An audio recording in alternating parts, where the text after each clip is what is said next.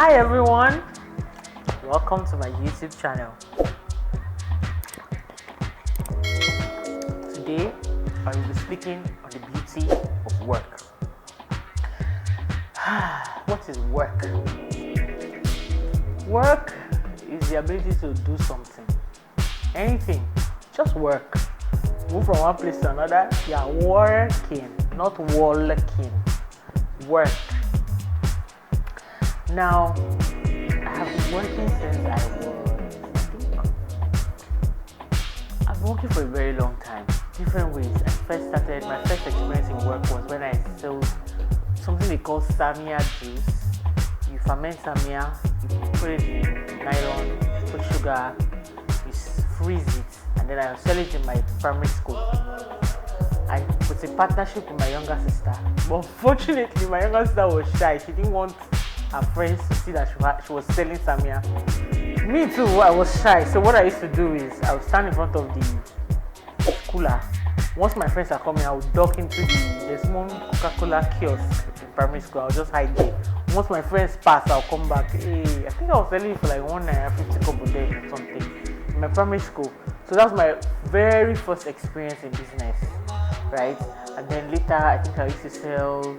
When they bake, there's this thing my auntie used to bake for us at home. When she bakes it, it's like pie. It's like meat pie, but it's very, very spicy. That's all I know. And the flour she used was not white flour, so the meat pie was it's like wheat. Yes, she used wheat to make the meat pie, and so it was also spicy. So when I take it to class, my friends like it, so I'll take extra from home, right? Get to school, sell like 2, eat 1, then use the change to buy something for myself. You know now, I was cool, so quick way to make a box and move on. So I've always enjoyed the act of business, buying and selling, buy stuff, selling stuff. It's always interesting because when I make extra profit, it's a bliss. But I realized that in the circle of work, you need some things to be able to stay consistent. Because I didn't sell that Samia, I was in primary school, so I didn't sell it for long. After like 2 weeks, the business folded up and I became bankrupt. Yeah. And my partner, of course, moved on. And my next business was then I started working with my parents as I was growing up, and then made some money, gradually until I am here now and doing so many businesses. Not so many, but a handful of businesses. And I've come to realize that work is not easy. Let me not lie to you, please. So work, you need to put in the time. Look, work is hard. If you're not ready to work, right? Anyway, except if you inherited like $1 million from your family, or I don't know, but if you know you want to make it in life, you have to work. Either you use your intellectual capacity, or you use your hands, you do a skill or something, or you go out and do some other menial jobs, but other jobs like in construction or architecture or electrical engineering. You just have to work. Even having a YouTube channel is work. None is easy. But work is what takes you from point A to B. If you don't work, you won't eat. The good book says, "He that does not work, let him not eat." So guys, work is a necessity. Work is important to be able to live the life that you want to live. With that said, I would move to diligence in the workplace. Now, either this diligence in workplace affects both entrepreneurs, small business owners, startups, and even you as an employee in an organization. If you are a CEO or a founder of a business, and you are not putting in your best in your business, your staff, they see you. They copy what you bring out. Especially your pioneering staff. If every day you come to work, You just sit down, you're watching YouTube videos, you're just chilling, you're not even doing any meaningful work. They will also come to work, do nothing, sit there, chill, and your business will go down. I watched a video where a lady said she started working on herself to ensure that even as a CEO, she comes to work earlier than every other person.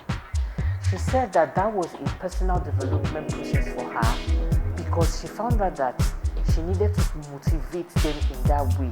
It's not as though they were not delivering on their jobs, but they weren't coming to work early. So she felt that the best way to motivate them was not just to tell them, hey guys, you need to come to work early. What she did was take up that as a personal skill, as a personal development action point, work on it and resume early. And she noticed that since she started coming to work early, her staff, they started coming to work early.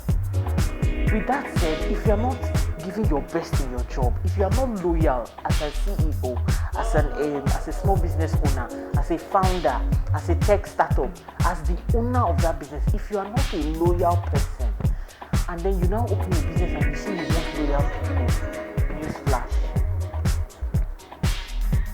you won't see loyal people.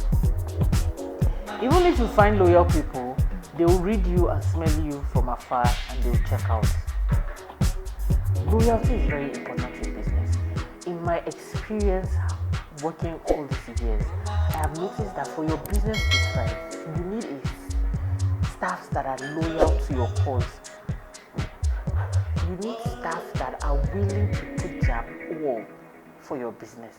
And when I say all, I don't mean them giving you their whole life. No. What I'm saying is they are willing to give you their best, the best of their gifts, the best of their talents, to see that your business moves from where it is to where it ought to be. Now, besides loyalty, you as a business owner, you have to be sincere. My first point of call for sincerity is to your staff. I had a situation where I could not meet up with the payments.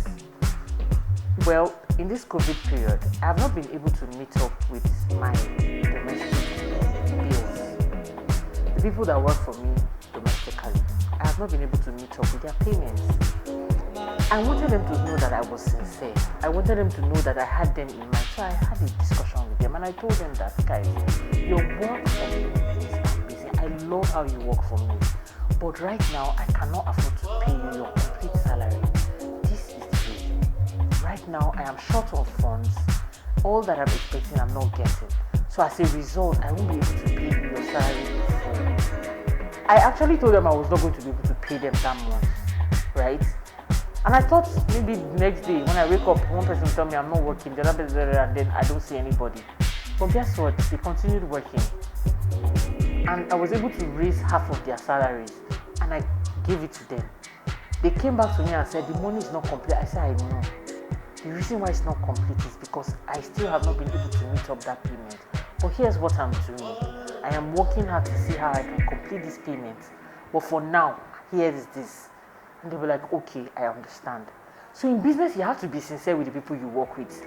They have to know that you are not paying them salaries because you are using the money to go and eat barbecue fish and drink alcohol somewhere, or using it to buy lavish lifestyle for yourself, and they are suffering. They are human beings, for God's sake. They see you. Their aspiration was that if they come under you to work, their lives will be better. So you owe them the service of sincerity. Please, guys, as in working environment, in this place of work, be sincere to your staff. Open your mind. If they take advantage of it, it's their loss. It's their loss. But you know in your mind that you can go to bed and sleep because you were sincere with them. That is a very, very, very important factor. The next factor I'm going to talk about is reliability. How reliable are you as a CEO? If they are facing different issues in their families, in anything they are doing, are you there for them? Or you are the CEO that said, it's none of my business, I don't care, please go and solve your problem, it's your problem. You have to be empathic towards your staff. Empathy is something that is needed in this time.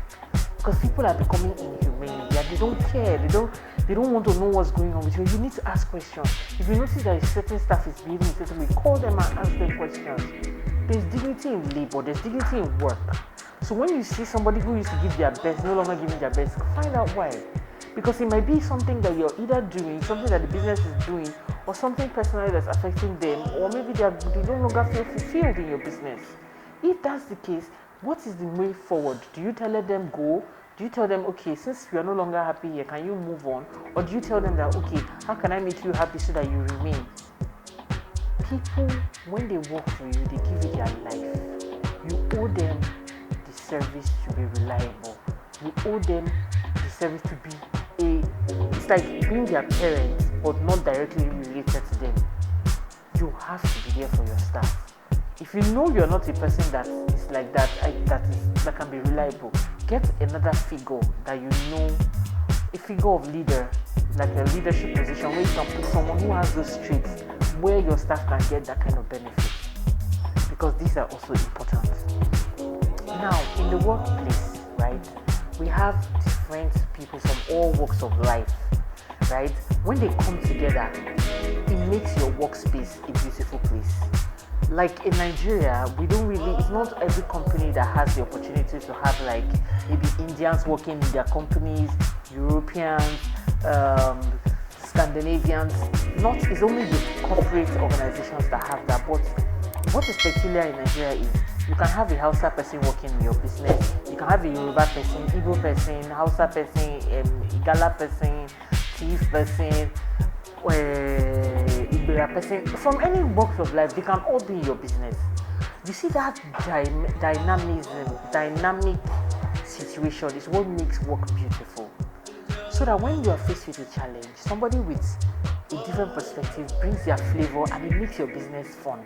Somebody with another experience comes together, all of you, when you put your mind on certain issues, you find out that there's beauty in the work that you're doing. So collaboration in the workplace is very important. If you notice that your staffs are not collaborating, what do you do to improve teamwork? You need to find ways to continuously encourage and improve them, which is why you have to have a tiny little budget for training and development. That's another topic for another day. Now, as an employee, I have tips for you. If you're working under somebody, there are ways you can distinguish yourself in your workplace. Also, as a CEO, founder, startup owner, entrepreneur, what other cool word do they call us these days? Creative director. You know all the cool words we used to call ourselves. There are ways that you can distinguish yourself in the work environment. Work with your partners, working with your competitors, and all sorts. One of the ways is your charisma. Your charisma is like the perfume that people perceive before they actually experience you. When you enter a place,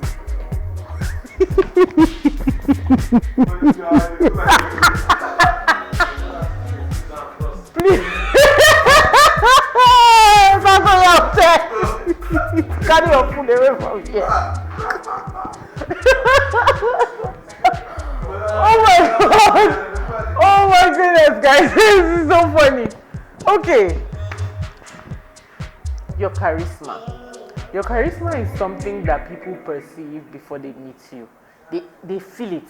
It's the aura, the presence that's around you. When you go to your office, do people just say, hey, it's coming, everybody's just walking away? Or you're the CEO, you're coming, everybody's forming their busy. Good morning, sir, welcome. Everybody's forming, or they're just taking the exits. What kind of lead, what kind of charisma do you have?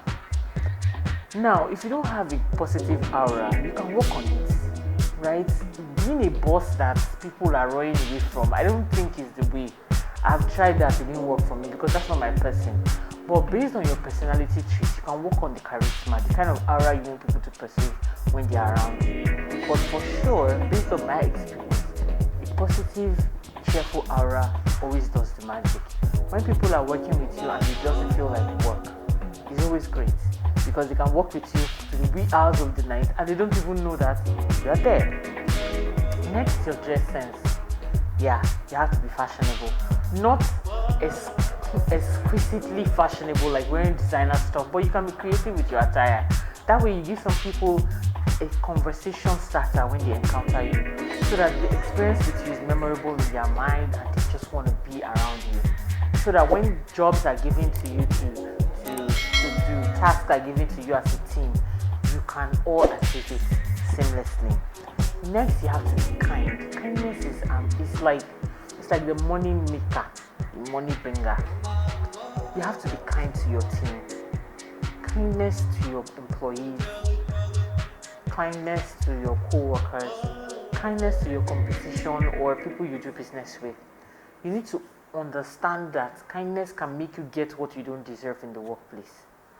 The next thing is you need to try your best to be a motivator, because there will be times when tasks will be given and your team might not have the zeal to do the work, not because they are lazy, but I've noticed that sometimes there's like a wave that goes. So there's a period where people are highly motivated and then they get to a climax and then they start going down.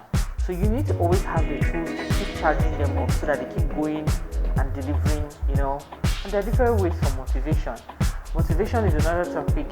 Motivation in business is another topic that I'll talk about. It's an entire video that I will go deep into, where I can give you tips and tricks on how to get your employees motivated. But for now, ensure that you are a motivator. You yourself that is motivating people, ensure that you are also motivated. How can you get motivated? What are the things that motivate you? Some people, they listen to their song, music. Some people, they listen to TED Talks, different things. So find what works for you, hinge on that, and you're good to go. Have a can-do attitude. I have noticed working that sometimes when the task is given, it might be very difficult, but it just takes one person to say, we can do it. Everybody now eases up and say, we can really do it. So ensure that in your team, or if you are in a team, you are a person that can do, not the first person to come up with tons of excuses. Excuses is a no. That leads me to the next phase of my talk, which is the things you should avoid. Please avoid gossip. Gossip is a cankerworm that eats and destroys. Look, guys, it has never worked for any business. Even as a CEO, you can find yourself slipping into gossip. Please avoid that. Gossip between your staff, avoid hearing. Gossip between you and your business partners, please avoid it as much as you can. Because when your partners or your colleagues find out that you are a cheerleader in that gossip discussion, they lose trust. And when you lose trust, what else are you doing in business? Also, try to avoid being the terrorists. In companies, there are people that they are the first people to say,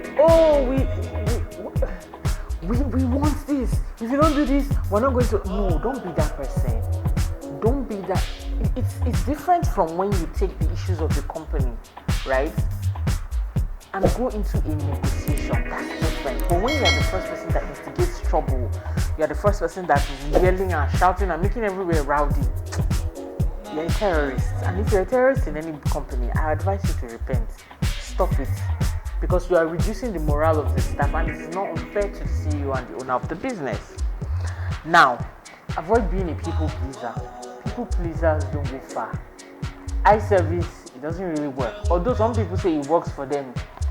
Can you just find out where they are right now, if you know anyone? Now, what are the ingredients for good work? If you want to continuously churn out good work, there are 5 things you need to consider. The first one is steady improvement.